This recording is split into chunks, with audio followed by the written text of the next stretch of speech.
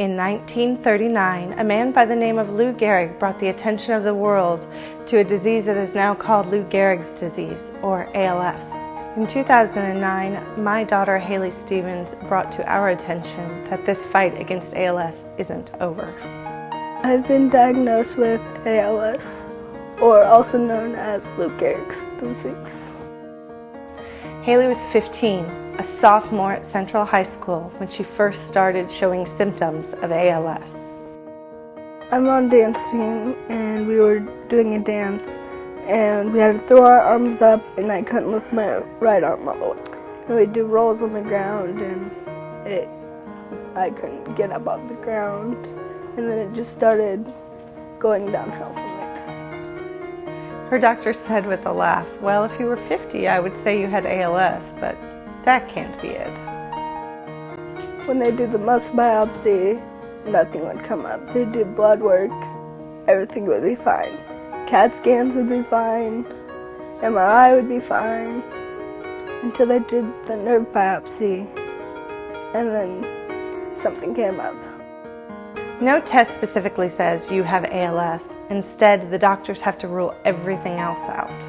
In the meantime, Haley's muscles continued to weaken. In fact, perhaps because she was so young and active, her disease progressed very quickly. When Haley turned 16, she didn't get a car like most teenagers. She got a walker to help keep her from falling. Within 2 months, the walker was no longer enough, and we decided to be proactive and look into a wheelchair. Soon after, we ordered an electric wheelchair, but the request was rejected by Haley's insurance company.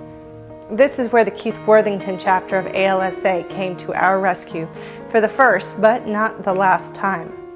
Deborah called and said the chapter had been awarded a brand new electric wheelchair from Permobile, and they would like to donate it to Haley. It was measured to her exact specification and needs, and it included a sparkly blue paint job and would prove to be one of the most valuable pieces of equipment we had. I can't do things that I used to. I can't do dance team. I can't do Kilties. I can't travel like I used to. It's all really hard. Getting to school, home, transfers. How do I write at school, my friends, it's all very difficult to deal with at once. In April 2008, Haley began to have significant problems with breathing. One of the hardest parts of dealing with ALS is knowing that the disease rarely affects higher brain function. So although Haley was quickly becoming unable to move, she could still think and feel and make decisions for herself. After 2 trips to the ER with a weakening diaphragm, Haley made the choice to have a trach and be placed on a ventilator. See, Haley was a teenager who had a lot of things yet to do. One of the most important things she had to do at that very moment was breathe. By the time she had surgery for her trach, Haley was only able to use the muscles of her face, her left hand, and her left foot. Because of the limited movement Haley had, the equipment loan of the wheelchair, electric lift, air mattress, and communication devices from ALSA allowed Haley to live a very productive life. She continued to go to school 2 days a week and finish up the remainder of her schoolwork at home. She was also able to be involved in community events, and one of her greatest honors was to be elected prom queen and to graduate with the class of 2009.